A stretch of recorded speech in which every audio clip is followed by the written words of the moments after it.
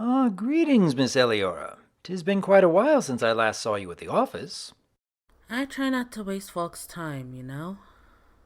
Oh dear. I hope you haven't been staying away all this time because you're worried about being a nuisance. No, yes, maybe. I don't know. It's kinda hard to tell. It doesn't really feel like I should be wasting your time when this is kinda dumb to be talking about to begin with. Well, would it help if you weren't talking to Dr. Wolf and instead just talking to a friend who wants to listen? I hope you'd at least stay a while and chat, Miss Eliyora. You know, it's really weird talking to you sometimes. You're easily the calmest, most collected of all my friends, but that's exactly why I don't like wasting your time. It's hard to feel like I'm worth it. Hmm. What would you say you are worth? How would you define your value as a pony? My worth? I am. Well, I'm a decent pony? Kinda? Do tell.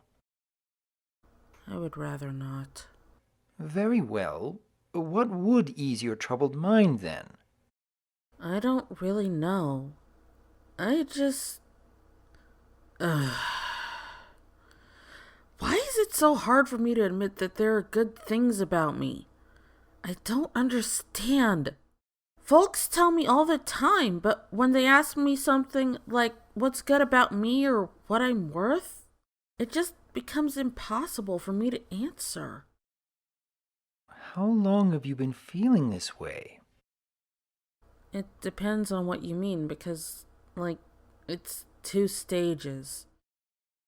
I used to just plain hate myself. I saw absolutely nothing worthwhile about myself at all.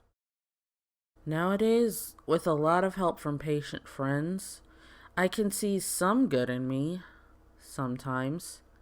At the very least, I don't hate myself anymore, so that's something. A very good step, most certainly. 'Tis wonderful to hear that you have supportive friends who have helped you achieve that much already.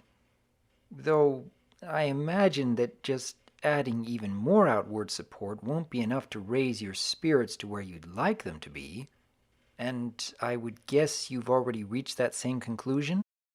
Yeah, I know that I could be better than I am about how I look at myself. I just don't know how to raise myself higher, I guess. And I don't like that I have to keep leaning on other ponies when this is really an internal issue. Perhaps you're wishing you could have the inner strength to overcome this struggle? Less because you're worried about your own development and more because you're increasingly depending on those around you? Worried that you might someday need more than they may be able to give? Maybe, or maybe I'm just so bloody sick of feeling like a waste of space that takes up other people's emotional strength. If I can't help them at least as much as they help me, what good am I? And it just doesn't seem like I come anywhere close, and I hate that! How can I look at myself and see something good when it always just seems like I'm doing so bad? I think you might have hit on the crux of something deeply vital to this struggle, Ellie. Comparison. What do you mean? The way you talk about how hard it is to see the good in yourself seems to more often than not have to do with the good you are seeing in others, and feeling as though you simply don't measure up. And I suspect the more you are yearning to live up to the examples set by who knows how many other people, the more you are robbed of self-confidence. It reminds me of an old adage: comparison is the thief of joy. I don't know whether this is the entire reason behind your struggle, but the more I'm hearing you talk about your worries and fears, the more I sense you putting down your own accomplishments simply because you keep matching them against those you admire. Forgive me if I become too bold anywhere here, but does any of this fit, Miss Eliyora? Pretty dead on. A lot of it does happen because I see folks like Bliss or Firebrand or heck, even you. In a lot of ways, especially you, Doc.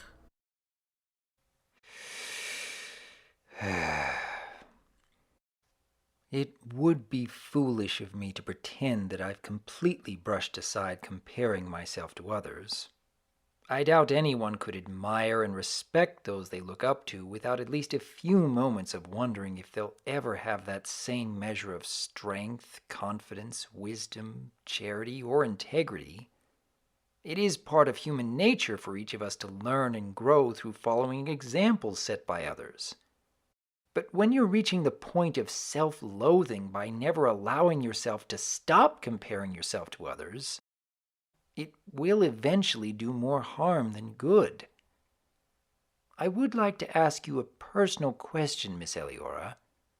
If you were to meet the person you were just 1 year ago, would your older self look at who you are now and genuinely see that you've grown? A year ago? I'm not sure she would recognize me. I know that I've grown from then. I'm smarter, I'm far more aware of things than I used to be, and I'm more inclined to work as hard as I can. They are good things. Then those are the words you need to remember whenever your mind starts to criticize your own accomplishments. Whenever you're hearing about someone else's great triumph, and you're tempted to begin self-deprecating because you worry about not measuring up, I want you to look at how far you've come on your own path. Think about how much you've grown between the years.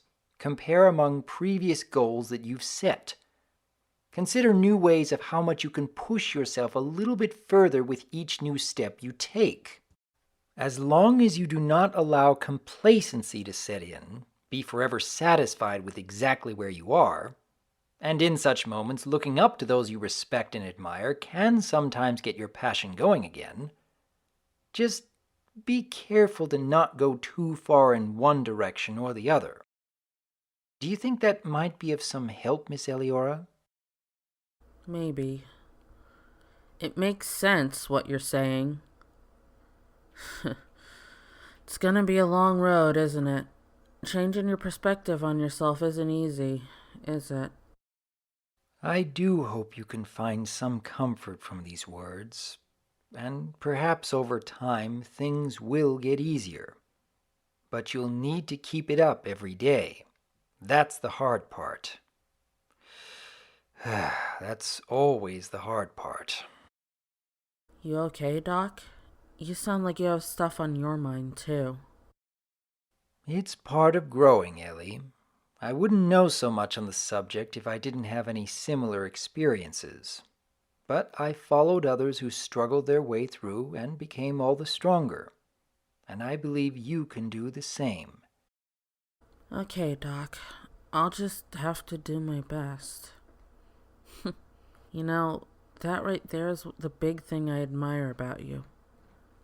That selfless nature and the way you help others. You will find joy in your life. And should you need it, your friends can lend you that support as well. Right back at you, Doc. Thank you.